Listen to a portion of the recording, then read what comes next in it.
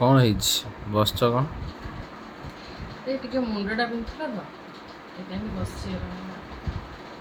ଖାଇଥିଲ କ'ଣ? ଆଜି କ'ଣ ଭାତ ଖାଇଛି। ଭାତ ଖାଇଥିଲୁ, ମେଡ଼ିସିନ ନାହିଁ କିଛି ମୁଣ୍ଡ ବିନ୍ଧା ପାଇଁ? ଖାଇଦେଲୁନି ଗୋଟେ। ମେଡ଼ିସିନ ଖାଇନାହିଁ, ମୁଣ୍ଡ ଟିକେ ବାମ୍ ଲଗେଇ ବସିଛି, ବିନ୍ଧୁଛି କ'ଣ ପାଇଁ, ଥଣ୍ଡା ହେଇଯାଇଛି।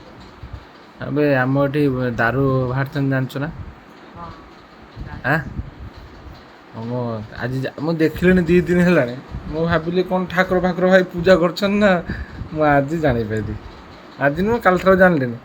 କାଲି କୁଆଡ଼େ କଟାକଟି ହେବ ବୋଧେ, ଦାରୁ ଯିବେ ନା କ'ଣ ହେଲା। ଖାଲି ସେଠିକି ଯାଇ ଗୋଟେ ବଢ଼ିଆ ସେ ଭିଡ଼ିଓ ବନେଇବା ପାଇଁ ପଡ଼ିବ। ଏତେ ପାଖରେ ଦାରୁ ବାହାରିଛନ୍ତି, ଟିକେ ଦେଖିବା କଥା ନା ନାଇଁ? ଆମ ଘର ପାଖରେ, ଆମ ଗାଁ ଭିତରେ। ଆଉ ଆମ ଗାଁରେ ବାହାରିଛନ୍ତି ସୁଭଦ୍ରା, ଆଉ ସେ ଯେଉଁ ଆମ ପାଖ ଗାଁରେ ବାହାରିଛନ୍ତି ବଳଭଦ୍ର, ଆଉ ଟିକେ ଦୂର ବାହାରିଛନ୍ତି ଜଗନ୍ନାଥ। ଏଇଟା ମାନେ ଯେଉଁ ବାବା ଅଛନ୍ତି ତାକୁ ସ୍ୱପ୍ନାଗତ ହେଇଥିଲା, ସିଏ ଜାଣିକି ଆସିଲେ। ଆଉ ଜାଣିଛି ଦାରୁ ଦେହରେ ପୁରା ମାନେ ପୁରା ପ୍ରପର ଗୋଟେ ଛୋଟ ଛୋଟ ମୂର୍ତ୍ତି ବି ତା ଦେହରେ ମାନେ ସତରେ ଏଇଟା? ହଁ। ଦେଖିନି ଭଗବାନଙ୍କ ମାୟା କେତେ। ମୁଁ ବି କେବେ ଦେଖି ମୁଁ ତ ଦେଖିନି। ମୋତେ ଯଦି କାଲି ଭଗବାନଙ୍କ କୃପାରୁ ଯଦି ସେ ଆଣନ୍ତୁ, ଭଗବାନଙ୍କ କୃପାରୁ ଯଦି ମୋତେ ଦେଖିବାକୁ ମିଳିଲା ତ ଭାଗ୍ୟରେ ଥିବ, ଡୋରି ଯଦି ଥିବ ଟିକେ ଦେଖିବି, ଏଠି ଦର୍ଶନ ମିଳିବ। ମୁଁ ତ ଶୁଣ, ଏ ଯୋଉ କହିଲ ଡୋରି କଥା, ଏଟା ଭୁଲ ଲାଗୁଛି। କାହିଁ କ'ଣ ହବ?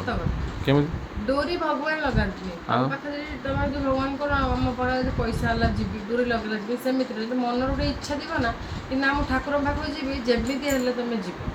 ଆଜିକାଲି କିନ୍ତୁ ସବୁ ଜିନିଷ ପାଇଁ ପଇସା ଦରକାର ହେଉଛି ହେଲା। ଯଦି ମନର ଇଚ୍ଛାଟା ଥିବ ତମେ ଯେମିତି ହେଲେ ପହଞ୍ଚ।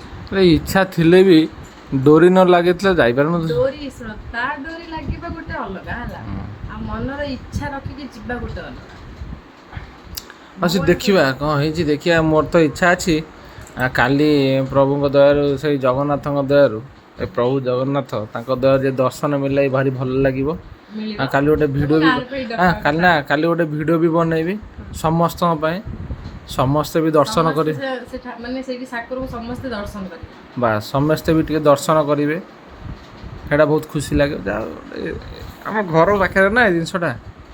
ମୁଁ ଆଜି ଦେଖିଲି ଆରେ ପୁରା ସଫାସଫି ହେଇକି ସେଠି ଯଜ୍ଞ କୁଣ୍ଡ ବସିଛି। ହଁ ବାସ୍, ସେଇ ଜିନିଷଟା ଦେଖିଲି।